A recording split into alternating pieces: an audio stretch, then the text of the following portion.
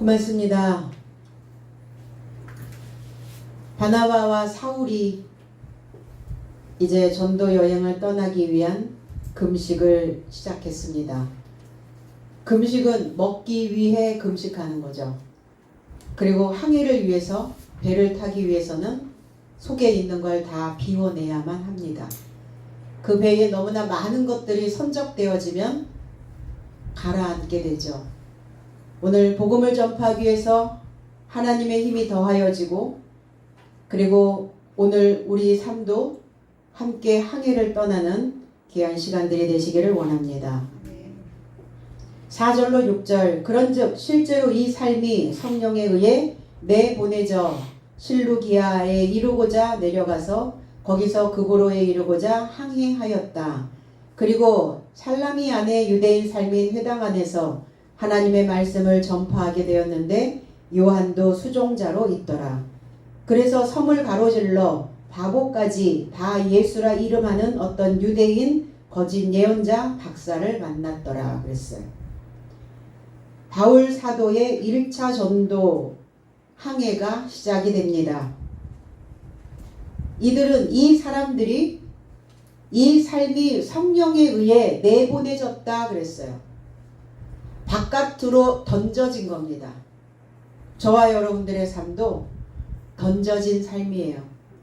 그래서 그렇게 많은 사람들이 표현하는 겁니다. 주사위는 던져졌다. 저와 여러분들의 삶의 주사위는 던져졌습니다. 어디로 던져졌는가? 시온성 교회로. 그리고 하나님 안에. 이제 던져졌으니까 어떻게 해야 돼요? 활동해야죠. 그리고 살아내셔야죠. 무엇을 통해서? 하나님의 영적인 힘을 통해서 우리는 분명 살아내야 된다는 겁니다. 우리는 과연 지금 나의 삶을, 나의 마음을, 내 생각을 어디다 내보내고 있는가? 내 마음이 어디에 내보내졌는가? 어디에 던져놓고 있는가? 우리의 마음이 던져진 그곳에 우리의 삶이 그 안에 들어가 있다는 겁니다.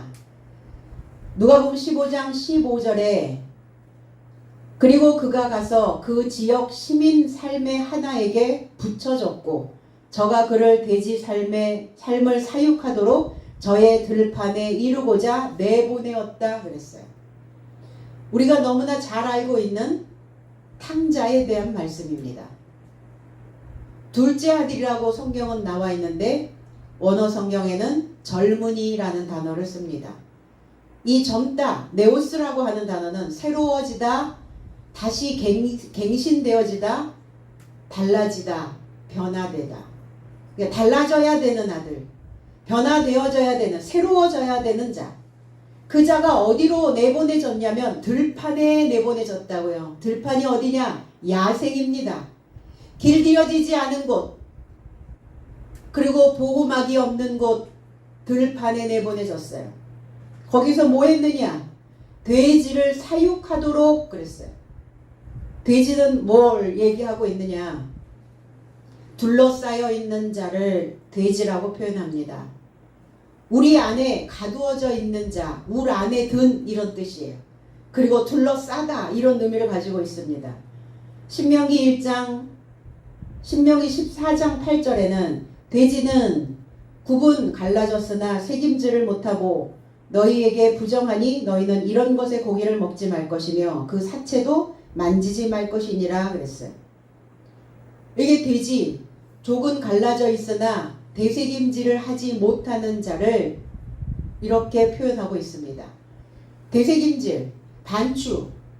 그래서 무엇인가를 꼭꼭 씹어 먹어야 되는, 또 새기고 또 새겨야 되는, 그래서 사람은 되새김질을 하는 자와 되새김질을 하지 못하는 자로 나눠져 있죠.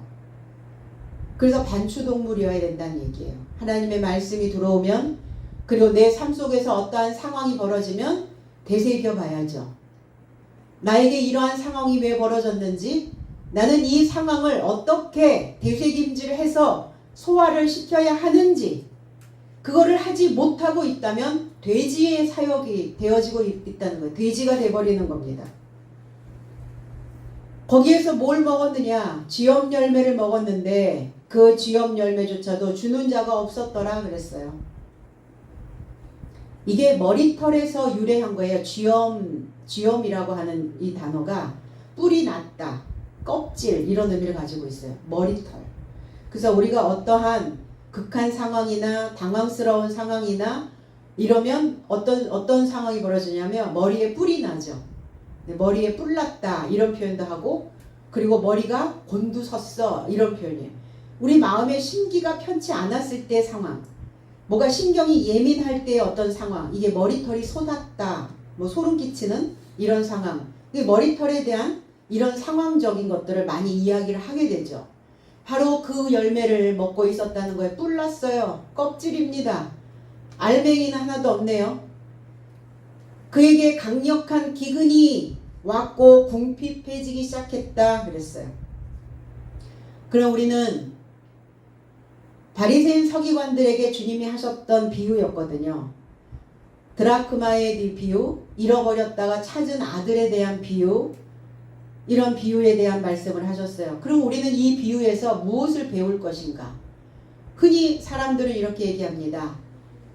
집 떠나면 개고생. 아버지 집을 떠난 이 새로워져야 되는 이 젊은이가 개고생하고 살았다. 결국은 돌아왔다. 그거에 대한 교훈만을 우리는 이야기를 하고 있는데 그게 아니라 결국 인생의 기근은, 인생의 궁핍함은 축복이다.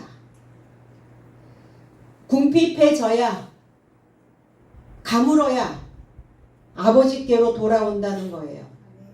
나는 그동안 들판에서 살았습니다. 야생으로 살았어요. 하나님 없이, 길들여진 것 없이, 그리고 돌봄을 받지 못한 상태로 그냥 생존에 매달려서 이 목숨적인 것들만을 위해 살아왔다는 겁니다. 그 아들이 누구냐? 아버지의 재산을 분배받아서 먼 나라로 갔던 자입니다. 아버지가 주셨던 그 재산은 뭐였을까요? 계명입니다. 하나님이 우리에게 주셨던 은혜, 하나님이 우리에게 주셨던 사랑, 하나님이 우리에게 주셨던 법이었습니다. 그 법을 가지고 자기조차도 구원하지 못하였더라. 왜 구원하지 못했을까요? 가르침이 있어야 되는데 가르침이 없었다는 얘기예요. 자기 나름대로 믿은 거죠. 그러니까 자기 나름대로 믿고 있었던 신앙인들은 어떤 상황이 벌어지면 이렇게 타국으로 날아가 버린다는 겁니다. 그럼 사는 게 어때요? 돼지 사육자가 되어져 있으니까 무슨 형편이 좋았겠습니까? 먹을 것이 없이 궁핍과 기근이 극심하여졌으니까 쥐염 열매를, 껍질을, 그리고 늘 머리에 뿔이 나 있는 그러한 삶으로 살아갔으니 그들의 삶이 윤택해질 리가 없었다는 겁니다. 기근으로 멸망하고 있다면 이 아들은 이렇게 얘기합니다. 일어나 아버지를 향해 갈 것이다. 내가 여기에서 죽느니 내가 이제 다시 힘을 내서 일어나서 좀 깨어나서 의식을 찾아서 아버지를 향해 갈 것이고, 내가 하늘에 그리고 아버지 앞에 죄인이었구나, 이거를 깨닫고 있었다는 거예요. 아마 오늘 사울의 심정도 그리하지 않았을까. 내가 하늘에 그리고 아버지께 난 죄를 지었습니다. 난 죄인입니다. 죄인의 괴수입니다. 죄인의 두목입니다. 그러한 표현을 사울은 했던 것을 우리는 기억합니다. 그리고 그 심정이 어떠하였겠어요? 이제 아버지께서 나에게 다시 살 소망을 주신다면, 다시 내가 살 수 있는 그 힘을 내게 북돋아 주신다면, 내가 죄인의 삶으로 머물러 있는 것이 아니라 죄인의 삶에 머물러 있는 그 영혼들을 이제 하나님의 말씀을 통해서 풀어내리라. 그래서 그 영혼을 먹이고 그 영혼들에게 갈급함을 채워줄 수 있는 그 사역에 나는 전심을 다할 것이다. 그 각오가 사울 안에는 있었다는 겁니다.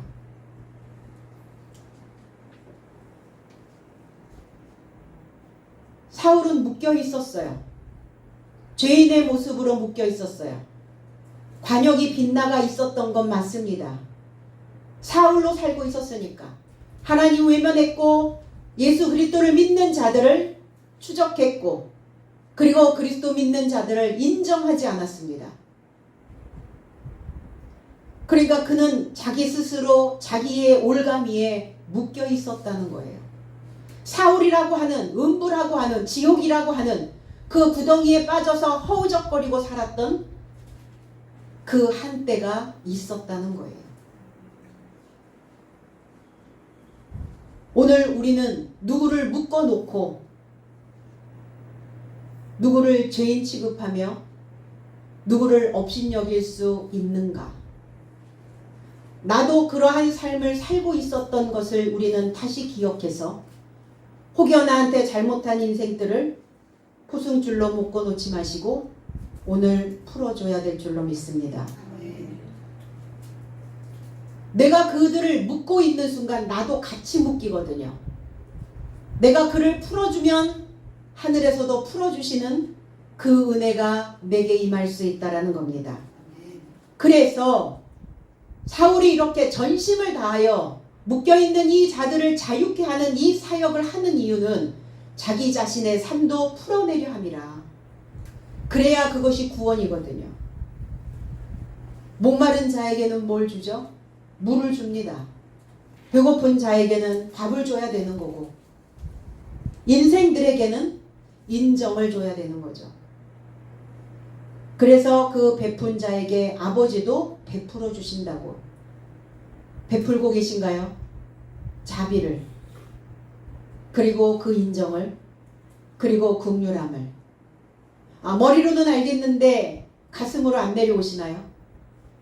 이론적인 것들은 너무 많이 하는데 실제로 내가 실행을 하려고 하니까 실기는 잘 안 되시는 건가요? 실기는 연습하셔야 됩니다.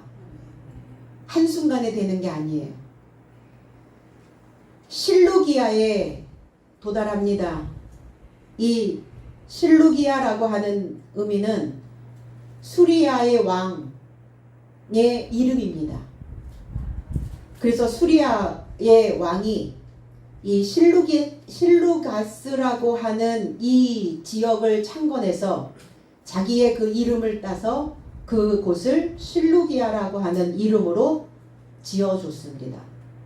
이 실루기아라고 하는 의미는 흰 빛, 하얀 빛이란 뜻이에요. 그러니까 이 하얀 빛에 이루고자 내려갔다고요. 내려가야 됩니다. 아래로 내려가다 보면 무엇을 만나느냐? 하얀 빛을 만납니다. 깨끗하게 표백되어진 하얀 빛, 그리스도 예수를 만날 수 있다는 거예요. 자신을 정결하게 할 수 있는 하얀 빛을, 그래서 그 빛을 받은 자들은 자신을 씻어낼 수가 있다는 거예요. 더러운 감정으로부터, 죄인의 삶으로부터, 묶여있는 그 인생으로부터 씻겨 내려갈 수 있는. 그래서 이곳에 두 돌기둥이 있는데 하나는 바울의 기둥, 하나는 바나바의 기둥이다, 이렇게 이름 붙여 놓았다는 거예요. 현재 누가복음 4장 31절로 32절에는 그리고 갈릴리에 가버나움 성에 이르고자 내려오셨다. 그리고 안식살 만에서 저의 삶을 가르치며 계시더라. 그리고 저의 삶이 그의 가르침에 접하여 충격을 받더니 이는 그의 말씀이 권세 안에 있기 때문이더라. 주님이 내려오셨어요. 그 성에 있는 말씀을 듣고자 하는, 그리스도 예수를 만나고자 하는 자들에게 올라와라 이르면 되지 왜 주님이 몸소 내려가셨을까요? 흰 빛이니까. 그들의 삶을 비춰줘야 되니까. 빛은 위에서 비치는 것도 맞지만 진정한 빛은 아래서 비춰줘야 돼요. 아래서 빛이 올라가야, 그래야 구덩이에 빠져 있는, 그리고 그 모든 사람들이 다 빛을 받을 수가 있어요. 위에서 비치는 빛은 위에 수면에 떠 있는 사람들만 빛을 받을 수가 있어요. 그러나 내려가서 빛을 발하면 그 어두움에 갇혀 있는 모든 사람들에게도 다 빛이 골고루 들어갈 수 있기 때문입니다. 그 내려가신 거예요. 그러니까 주님도 내려가셨는데 인생의 누리는 더더욱 내려가셔야 될 거 아니겠습니까? 왜? 내가 어두움에 있는 자들에게, 묶여있는 자들에게 빛을 내려줘야 되는 상황이 벌어지기 때문입니다. 그 상황이 안 벌어지면 얼마나 좋겠어요. 그냥 내가 가지고 있는 그 상황을 가지고 그냥 둥둥 떠다니며 살면 좋은데, 그리고 나를 원하고 내 맘에 들고 내 입맛에 맞는 그 사람들에게 그냥 옜다 이러고 흰빛을 주면 되는데, 구덩이에 있는 사람들이 있잖아요. 지하에 있는 사람들이 있잖아요. 그러려면 내려가셔야 됩니다. 그 지하에 내려가시려면 어떻게 해야 되죠? 전등을 들고 내려가시잖아요. 그래서 그 빛을, 흰 빛을 향하여 내려갔다 이렇게 표현하는 거예요. 내려가야 위로 받을 수 있습니다. 과버나움의 성에 이르고자, 위로의 마을이라는 뜻이죠. 거기에 누가 있었나? 위로받기를 원하는 자들이에요. 죄인들입니다. 병든 자들입니다. 더러운 영에 귀신 들린 자들이었습니다. 그럼 그 빛이 들어가면, 그 광선이 들어가면 변화되어질 수 있다는 거예요. 건강해질 수 있고, 죄인의 삶에서 해방되어질 수 있고, 더러운 영에서 거룩한 영으로 변화될 수 있다라는 겁니다. 그래서 내가 높이 솟아 있으면 호흡이 잘 안 돼요. 고산병 아시죠? 높은 곳에 올라가면 산소 부족으로 인하여 호흡곤란 옵니다. 답답해요. 뭐가 가슴에 얹혀 있는 것 같은 느낌이 든다는 겁니다. 높이 솟아 있는 사람들을 뭐라고? 사람들은 이렇게 높아지는 걸 좋아해요. 그래서 어깨 뽕 막 이런 거 얘기하죠. 그거를 일명 훅가시라고 말합니다. 들어보셨나요? 훅가시? 머리에도 훅가시 넣죠. 네. 어깨에도 훅가시 놓고 우리의 신앙 안에서도 훅가시가 들어간 사람들이 많아요. 뭐 하셔야 돼요? 가라앉혀야죠. 그러니까 훅가시가 들어가면 어떻게 되냐면 그 사람의 언어를 보면 딱 나와요. 언어가 곱지가 않아. 왜 말을 그렇게 해? 이러죠, 우리가. 어떻게 하라고? 훅가시 내리라고. 그래서 내려가는 거예요. 뭐 해야 되기 때문에? 말로 살려야 되니까. 사도들의 입에서 나오는 그 혀로 그 인생들을 해방시키고 건강하게 만들고 고쳐야 되니까, 그러니까 내려가는 겁니다. 배를 타고 가서 그랬어요. 출항 준비, 항해 준비입니다. 그럼 배가 가는 거 보셨잖아요. 물살을 가르며 이렇게 출렁출렁거리고 있는 그 물살들을 가르며 배는 출항을 합니다. 항해를 합니다. 우리 이렇게도 표현하죠. 우리는 한 배를 탔어. 이렇게 얘기한단 말이에요.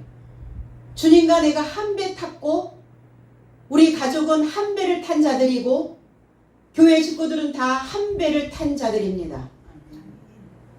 그런데 이 배가 조용조용 출항을 하냐고요. 출항할 때는 어때요? 뿜뿜 소리와 함께 뭐예요? 내 안에 출렁거리고 있는 그 물살을 가르내시고 가셔야 된다고요. 그러니까 내 물살을 가르고 나가려니 얼마나 힘이 필요하겠어요. 우리는 사상의 바다에서 항해하는 자들입니다. 나의 인생의 바다에서 노젓고 있는 뱃사공들입니다. 나는 지금 어떤 배를 타고 가고 있는가? 돛담배, 아니면 조각배, 아니면 큰 화물선, 돛담배를 타고 조각배를 타고 다니는 사람들의 심정은 어떨까요? 공포죠. 두려움이 엄습합니다. 걱정이 끊이지가 않아요. 언제 이게 확 뒤집어지면 어떡하지? 바람이 조금만 확 살랑 불어도 이 물결이 너무 많이, 이 배가 너무 많이 출렁거리니까 내 속이 겁나는 거예요. 그러나 주님과 교회와 말씀과 그 말씀의 배에 탄 우리는 걱정할 거 없어요. 염려 없습니다. 그 대신 나의 사상의 물살을 갈라내셔야 됩니다. 계시록 18장 17절로 19절에 그렇게 많은 부가 한 시간에 황폐하여졌더라. 그리고 모든 선장과 배 삶에 접한 군중과 선원과 바다를 접해 종사하는 삶이 멀리 떨어져 서 있으며 그녀의 회개의 연기를 보고 화재의 연기를 보고 외치더라. 말하되 큰 성 모양이 어디냐. 그리고 저 삶의 머리를 접하여 티끌을 던졌고 울고 애통하며 외치더라. 말하되 화로다 화로다 큰 성이여 바다 안에서 배 삶을 가진 모든 삶이 그녀의 존귀함에서 부유하게 만들더니 한 시간에 황폐하였더라. 배를 타고 가는 사람들, 거기에서 일하고 있는 선원들, 그러면 저와 여러분들이 배고 나의 이 배에서 일하고 있는 선원, 뱃사람들이라는 거예요. 나의 이 배의 모양이 어떠냐 이렇게 물어봤어요. 큰 성이요. 이 성의 이름은 바벨론이라는 겁니다. 너무나 많은 것들이 나의 배에 실려 있어요. 잡다한 것들이. 하나님의 것이 아닌 잡동사니들이 너무 많이 실려 있네요. 너무나 많이 쌓여 있는 그곳에 불이 나면 그게 다 탈 때까지 불이 꺼지질 않습니다. 그러니까 빨리 불이 붙었을 때 이걸 빨리 끌 수 있는 방법은 배 안에 싣고 있는 그 선적된 물건들을 다 버리는 거예요. 내 마음에 쌓여 있는 근심과 걱정과 염려와 그 슬픔과 불안과 공포와 이러한 미움과 이런 것들이 너무 많이 쌓여 있으면 불이 붙잖아요. 그게 하나하나 탈 때까지 안 꺼져요. 그게 바벨이란 말이에요. 나의 배 안에 뭘 그렇게 많이 실어놨는가? 과거의 것이요? 과거서부터 왔겠죠. 또 미래 것이요? 또 실려 있겠죠. 잘 살 수 있는 방법이 있어요. 잘 살 수 있는 방법은 지금이 좋아야 돼요. 지금에 있어야 돼요. 오늘에 있어야 됩니다. 지금의 그 사람의 모습은 어떤가? 지금의 내 모습은 어떤가? 난 혹여 과거의 것까지 못 버리고 여전히 그리고 미래의 것까지 또 가지고 와서 너무 많이 선적해 놓으신 건 아닌가?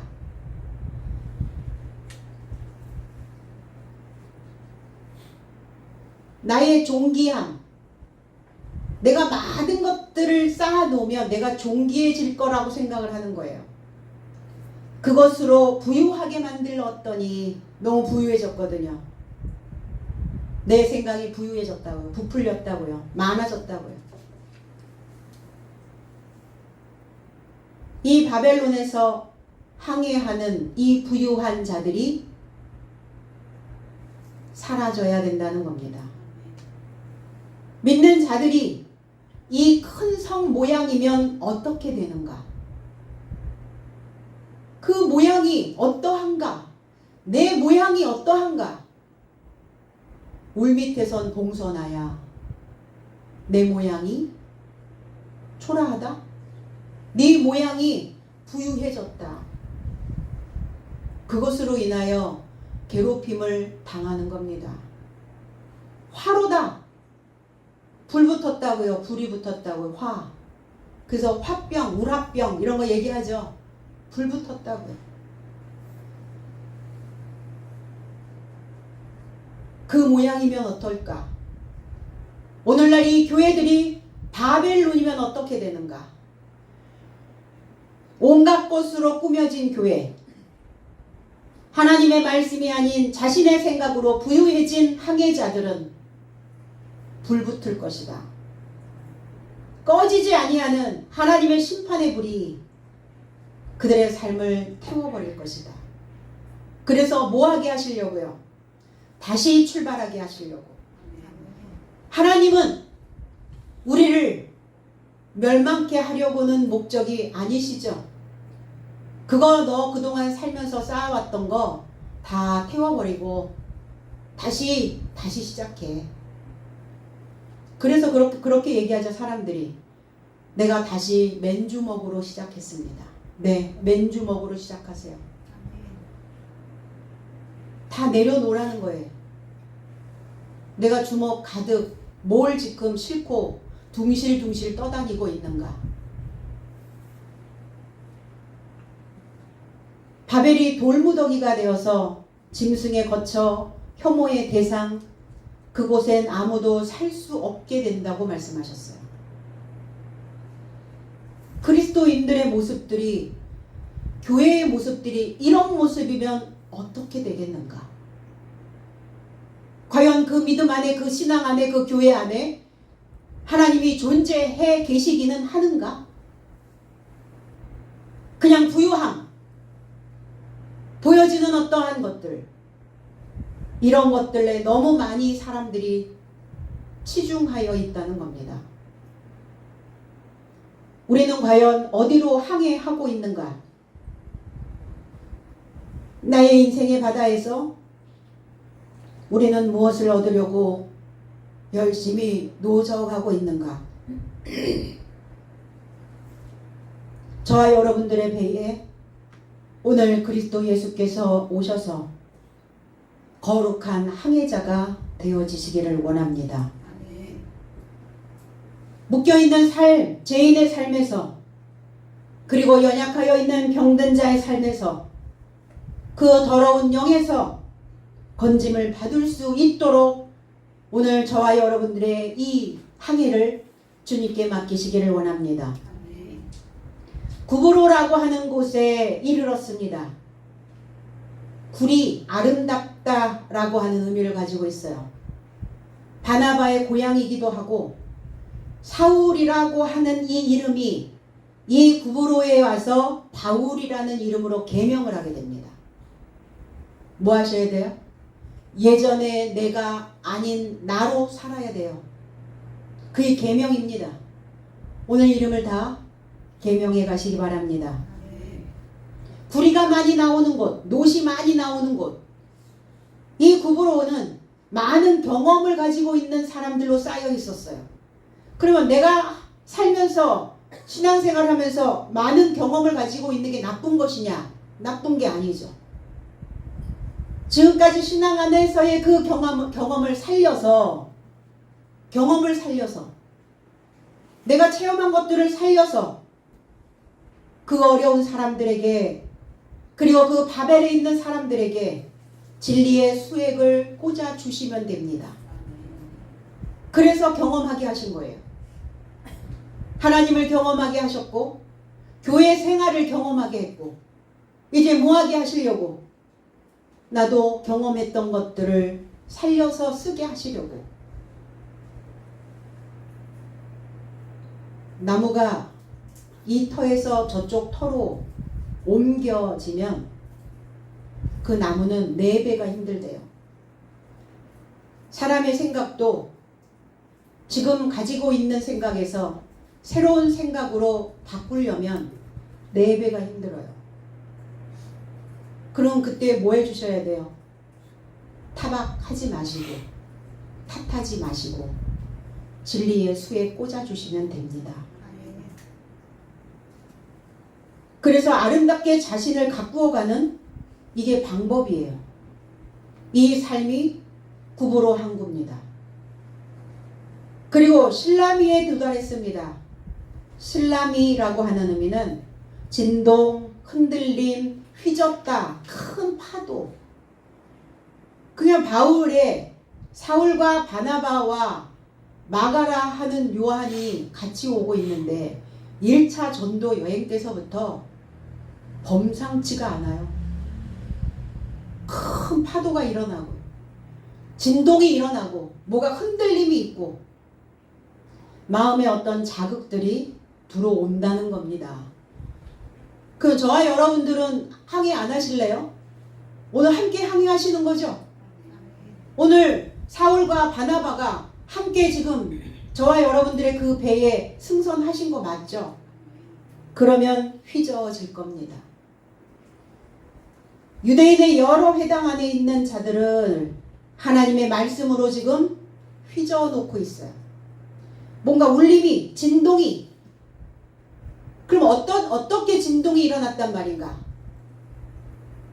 사울의 목에서 나오는, 바나바의 목에서 나오는 나팔 소리. 하나님의 나팔 소리, 천지 진동할 때에 진동시키는 거예요. 왜 진동이 일어나야 됩니까? 왜 흔들려야 돼요? 왜 휘저어져야 됩니까? 가라앉아 있는 것 때문에 그래요. 가라앉아 있는 거. 가라앉아 있으면요, 똑같은 패턴들로 반복되어지게 됩니다. 그러니까 휘저어서 뭐 하는 거예요? 내보내는 거예요. 진동이 오면 어떻습니까? 다 떨어져 나가는 거예요. 그래서 나팔 부는 겁니다. 그 천사들이, 그 목자들이. 구보로가 아름다운 것은, 이 아름다운 항구인 것은 거기에서 진동하며 터져 나오는 나팔 소리를 들을 수 있기 때문에 아름다운 겁니다. 그렇다면 저와 여러분들의 삶 속에서 아름답게 들리는 나팔 소리가 있을까요? 나의 나팔 소리는 과연 무엇일까? 그건 자기 스스로 길들인 어떤 소리, 살아가면서 자기의 삶의 어떤 한 부분을 이루도록 길들인 어떤 것으로 만들어낸 소리. 그 소리도 우리를 진동시키기는 하죠. 그러나 기분 나쁜 흔들림이잖아요. 기분 좋은 아름다운 흔들림이어야 되는데 석연치가 않은 진동이 오고 있다는 겁니다. 내가 길들여 놓은 소리요. 그 소리는 무슨 소리입니까? 한 맺힌 삶의 나팔 소리를 내가 만들어 놓았어요. 나의 삶의 한 일부분으로 만들어 놓았다는 겁니다. 그러니까 그 나팔 소리로 관계를 맺고 하늘의 삶으로 생존에는, 신앙의 삶으로는 하나님이 주시는 그 하나님의 나팔 소리와고는 아무 관련도 없는 것을 끌어들여서 내 삶의 세포에 다 박아놨다는 겁니다. 그럼 우리는 이 진동이, 이 소리가, 이 나팔 소리가 바뀌어야죠. 바뀌게 하려면 새로운 나팔 소리로 교체 오늘 하셔야 될 줄로 믿습니다. 고린도전서 14장 8절로 9절에 또한 나팔이 분명치 못한 음성을 준다면 누가 전쟁에 이르고자 준비하겠는가? 이와 같이 너의 삶도 혀로 인하여 이해하기 좋은 말을 주지 못한다면 말하는 것을 어떻게 알게 되겠는가? 왜냐하면 허공에 이르고자 말하는 것일 것이다. 허공에다 말하지 마시고 그 상대가 알아들을 수 있도록 혀로 이해하기 좋은 말을 주시래요. 아름다운 말을 주시래요. 그래야 그도 자기 안에서 있는, 자기 속에 있는 자기의 삶의 일부로 만들어 놓은 자기의 나팔 소리를 제거해낼 수 있다는 겁니다. 우리는 좋으면 바로 따라하죠. 그 사람이 가지고 있는 어떤 것이 좋으면 우리는 모방을 하게 됩니다. 소리도 마찬가지. 그 사람의 소리가 아름다우면 우리는 그 사람의 아름다운 소리를 모방하게 된다는 거예요. 그래서 아이들은 어때요? 부모의 언어를 그대로 배우게 되죠. 제자들의 언어는 어떻습니까? 스승의 언어를 그대로 배우게 된다는 거예요. 그래서 이렇게 얘기했어요, 예전에. 목사님, 시온성교회 성도들은 다 상담하는 사람들 같아요. 목사님 상담을 하셔서 그러신가요? 닮아 있다는 이야기를 하는 거예요. 지도자의 언어와 닮아 있습니다. 상담자의 언어는 어떻습니까? 배려입니다. 공감입니다. 존중입니다. 그래서 아름다운 언어로 사람들의 마음에 파동을 줄 수 있는 자, 크리스찬이어야죠. 그래서 그 마음의 큰 파도로 흔들어 놓아야 되는 거예요. 아름다운 언어로 마음을 흔들어야지. 불쾌한 언어가 들어가서 그 마음을 흔들어 놓으면 절대로 그 새로운 나팔 소리를 들으려고 하지 않는다는 겁니다. 그리고 전하고 있어요. 고린도전서 9장 14절에는 이와 같이 주께서도 복음을 전파하는 삶에게 복음에서 나는 것으로 살라고 분부하셨다 그랬어요. 왜 우리는 전파해야 하는가? 우리는 왜 복음을 전해야 하는가? 왜 이 연결된 소식을 들어야 하는가? 연결된 소식을 전파하며 그 소식에서 나오는 것으로 너희들도 살아야 된다라고 분부하셨다고요. 그건 무슨 소리냐면 복음을 듣고 살아난 사람들을 보며 연결된 소식을 듣고 회복된 사람들의 소리를 들으며 사는 거예요. 그러니까 전해야, 그래야 연결된 소식을 전파해야 나도 살고 너도 살 수 있다라는 거예요. 그러면 이 나팔 소리가 나가면 어떤 현상이 일어나는가? 빈 병으로 살고 있었던 그 인생들에게 가득 찬 병으로 살게 하는 거예요. 사렙다 지역의 과부 엘리야의 그 말씀이, 그는 빈 병이에요. 이제 기름도 밀가루도 한 번만 먹으면 난 빈 병입니다. 근데 그 메시지로, 그 나팔 소리로 그 빈병 가득 기름을 그리고 양식을 채워서 살게 만듭니다. 그럼 나는 누구에게 지금 복음을 전파하여야 하는가? 죄인에게. 내가 죄인의 자리에 있어서는 난 복음을 전파할 수가 없죠. 죄인의 모습에서 풀어져야, 그래서 안수하여 보내니라, 손의 삶을 더하여 풀어주셨다, 이런 표현을 하는 거예요. 성경은 묶여있으면, 죄인이면 전할 수 없으니까 풀어주시는 거예요. 풀어주셔야죠.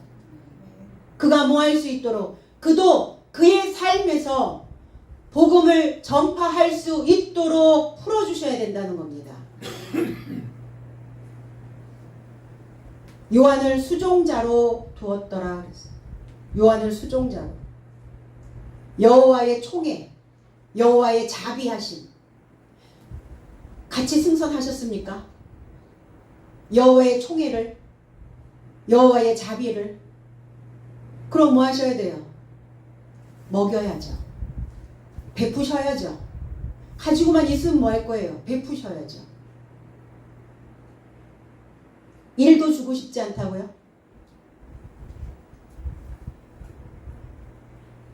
줘야 거기에서 나오는 것으로 산다잖아요. 내가 살기 위해서 주는 겁니다. 이뻐서 주는 게 아니에요. 수종자, 노젓는 자입니다. 뱃사공이에요. 일꾼입니다. 혼자 노져가는 것보다 함께 노져가면 훨씬 수월하시잖아요.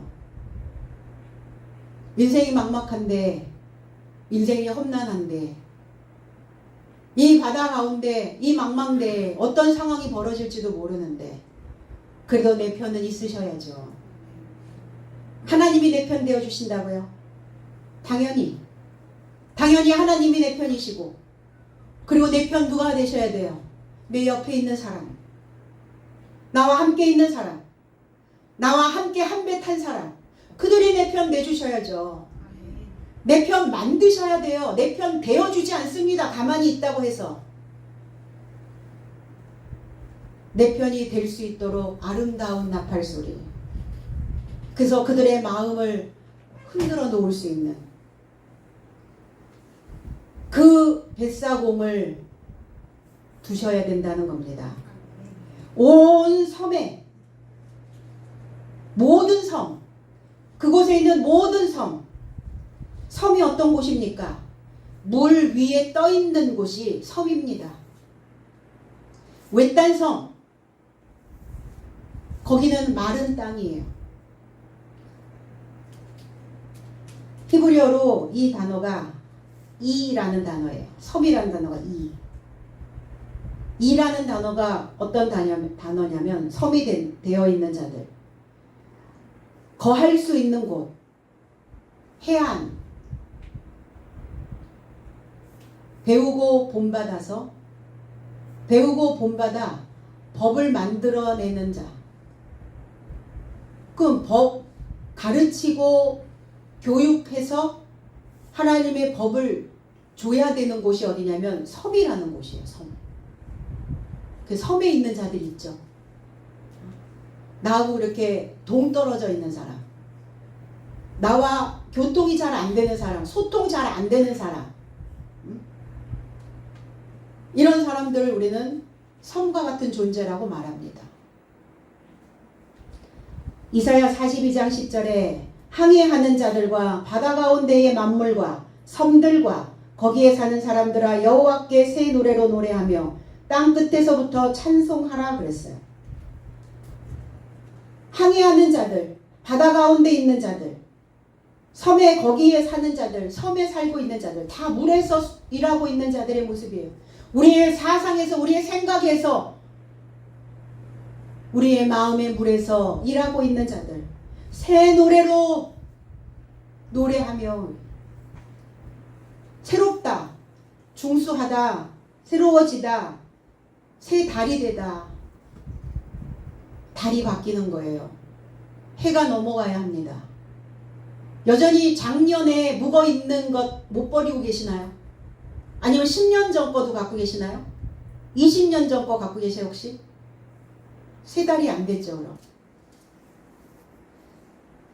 새 노래로. 그럼 우리가 새 노래가 되려면 나를 바꾸는 거예요. 나를 수선하는 거예요. 나를 새롭게 중수하는 겁니다. 그래서 이 머리를 하나님의 법으로 연마하고 있는 자, 이 자가 새 노래로 여호와를 찬송하는 자의 모습이라는 겁니다. 머리에서 연마되어져 있는 소리가 나오는 자, 입을 통해서 나오는, 그게 노래예요. 그게 하나님을 찬양하는 겁니다. 호흡 있는 자마다 여호와를 찬양하라. 그 호흡이 있으니까, 의식이 있으니까 뭐 하라고요? 머리를 하나님의 법으로 연마하셔서 그 언어를, 새로운 언어를 내뱉는 그 자가 여호와를 찬양하는 자와 같다. 그 섬을 가운데로 지나서 그랬어요. 가운데로 섬을 통과한 거예요. 가로지르다, 통과하다, 뚫고 나오다 이런 뜻이. 그 사상에, 그 바다에 떠있는 그 섬을 관통하고 나오셔야 된다고요. 자신의 바다를 통과해야, 그리고 그 섬을 뚫고 나와야, 그래야 소리를 전파할 수 있다는 겁니다. 못 뚫으면 어떻게 되나? 그 섬을 가로지르지 못하면 어떤 상황이 벌어지느냐? 땅 아래 물속의 우상을 섬기게 된다는 거예요. 이 계명에 있죠. 너를 위하여 새긴 우상을 만들지 말고, 또 위로 하늘에 있는 것이나 아래로 땅에 있는 것이나 땅 아래 물속에 있는 것에 어떤 형상도 만들지 말며 그랬어요. 나의 하늘과 나의 땅은, 땅 아래 물속이 바로 나의 속입니다. 내 속이에요. 나의 내면에 나의 생각을 뚫고 나오지 않으면 숭배하게 된다는 거예요. 무엇을? 과거의 것들을 숭배한다는 겁니다. 옛 것을 숭배하게 된다는 거예요. 하나님과 교통할 길을 스스로 폐쇄하게 된다는 겁니다. 뚫고 나왔더니 어디냐? 바보라고 하는, 파포스라는 단어예요. 바보. 구브로 섬의 도시죠. 이 바보라고 하는 이 섬은 대문이라는 뜻이에요. 관문을 통과하는 거예요. 사울과 바나바와 마가라 하는 이 요한이 그냥 내가 무작정 복음을 증거하겠습니다, 내가 사명을 받았으니 하겠습니다가 아니에요. 관문이 있다는 거예요. 통과해야 사도로 인정하실 수 있어요. 문 열고 들어오는 거예요. 문을 열어야죠. 주님이 죄인을 향하여, 세리를 향하여 문을 열지 않아 주셨으면 그 죄인과 세리는 구원받을 길이 없었다는 거예요. 하나님이 나를 향하여 그 마음의 문을 열어주시지 않았다면, 그 대문을 열어주시지 않았다면 나 하나님 전에 들어갈 수 없었던 죄인이었어요. 비난하지 마시고, 경멸하지 마시고, 무시하지 마시고, 하물며 주님은 귀신 들린 자에게 고침을 받게 하시면서 그 귀신을 향하여 무시한 적 없고, 경멸한 적 없고, 업신여긴 적 없습니다.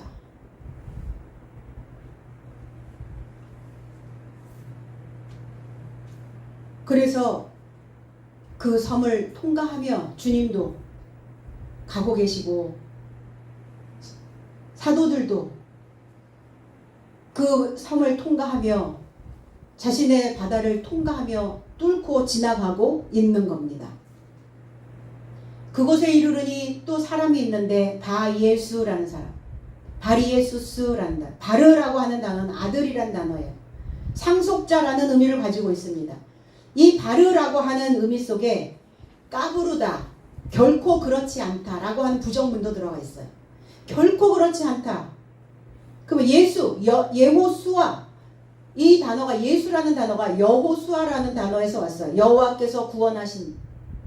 그러니까 여호와께서 구원하시는 그 일이 결코 그렇지 않다. 이게 바예수예요. 여호와께 구원받을 수 있는 그 상황 절대 그렇지 않다. 이게 바예수. 그러니까 어때요? 늘 뭔가 이렇게 까부르고 있어요. 키질하고 있는 자의 모습입니다. 유대인으로서 거짓 선지자라는, 표면적 유대인이겠죠. 겉으로만 믿는 자, 주여 주여, 입술신앙. 겉으로는 뭔가 거창하게 하고 믿고 있는 것 같은데 뭐는 안 돼? 변화는 일어나지 않네요. 달라지지 않네요. 달이 안 바뀌네요. 거짓 선지자, 위장한 예언자, 종교적 사기꾼, 이렇게 나와 있어요. 베드로서 2장 1절에 그래서 백성 안에도 거짓 선지자 삶이 생겨났으니 너의 삶 안에도 마찬가지로 거짓 선생 삶이 있을 것이다. 어디에? 너의 삶 안에. 저런 삶은 멸망의 이단을 가만히 끌어들여 그의 삶을 사들인 소유주를 거부하고 임박한 멸망을 스스로 초래한 삶이다. 우리 안에 거짓, 하나님의 진리를 거짓 것으로 바꾸는, 재미를 일삼는 재미 들려 있는 신앙, 재미 들려 있는 설교, 재미를 일삼는 자들, 진리를 거짓으로 바꾸는, 그러니까 교회 안에서 제발 재미는 다른 곳에서 찾으시고 교회는 진리만을 선포하는 그 곳이어야 된다는 거예요.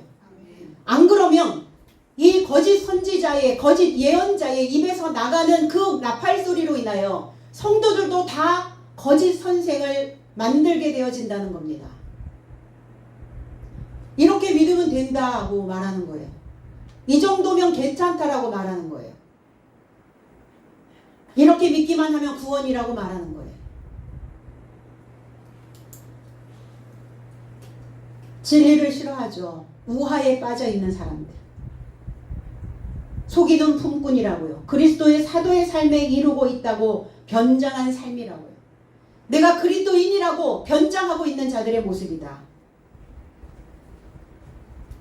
이단 당파를 끌어들였다 그래서 이단이라고 하는 아이레오마이라는 단어는 자력이라는 단어예요. 자력. 스스로의 힘으로 선택하다 이런 뜻이에요. 내 스스로 할 수 있어. 나 혼자 힘으로 다 할 수 있어. 하늘 필요 없어. 하늘의 도움 1도 필요하지 않아. 자력으로 하면 된다라는 거예요. 자기들의 안에 들어오기만 하면 된다라는 얘기예요. 그 이단들이에요. 하나님이 없는, 그가 누구였냐? 박수, 마법사였다고요. 박사, 마법사. 이 마법사는 없는 것을 만드는 자를 마법사라고 얘기합니다. 없는 것을 있는 것으로. 하나님의 진리가 아닌 것을 진리인 것처럼 그렇게 만드는 자, 둔갑시키는 자. 박수, 점장이, 바벨론의 관리, 이런 의미를 가지고 있어요. 사도행전 8장 9절에 그런데 성 안에 시몬이라 하는 어떤 장정이 전부터 있으면서 마술을 행하며 사마리아인의 백성을 놀라게 하여 스스로 큰 자라 말하니 그랬어요. 사마리아 성이 어떤 곳입니까? 지키고 있는 자예요. 그리스도 예수가 오기를, 메시아가 오기를, 그리고 자기의 신앙을, 자기의 믿음의 본분을 지키고 있는 자들인데 여기에 시몬이라고 하는 이 마법사가 이 백성들을 경악하게 만들었다고요. 자기 자신을 큰 자라고 말하고 있는 자입니다. 그 박수를 만났어요. 뭘 만나며 사는가 우리는? 어떤 것과 만나는가? 늘 만나죠. 바깥엔 사람을 만나고 내 안에서는 내 생각과 만납니다. 내 마음과 만나요. 나의 정신과 만납니다. 무엇을 만나며 사는지 우리는 의식하고 있는가? 우리는 똑같은 날을 만나며 사는 게 아니죠. 어느 날이 다른 날과 다르게 만나야 해요. 어느 시간이 다른 시간과 다르게 만나야 된다는 거예요. 똑같은 날을 만나고 똑같은 시간을 만나고 그 그리스도인의 모습이 아니다라고 말씀하고 계시는 거예요. 그래서 나의 삶이 의식되어질 수 있다는, 내가 다른 날을 만나고 다른 시간을 다르게 만나야 그때서야 의식이 돌아온대요. 주님과의 만남에는 왜 우리는 주님을 만나야 되는가? 그 만남 속에서 우리는 서로를 교환하는 힘이 있어요. 서로의 것을 교환해 주는. 주님 나를 응원하시고 주님은 나에게 힘을 주시고 난 주님을 존경해 주고 난 주님을 사랑하는, 서로에게 교환하는, 내가 필요로 하는 것과 주님이 필요로 하는 것은 서로 만나서 나누는 거예요. 말씀을 통해서 나누는 겁니다. 오늘 인생의 항해에서 하나님을 만나고 믿음의 식구들을 만나서 현실의 메마름을 적셔갈 수 있도록 우리 서로에게 사랑과 용서와 용기와 진실된 마음으로 거룩한 항해자가 다 되어지시기를 예수 그리스도의 이름 안에서 축복드립니다. 기도드리겠습니다.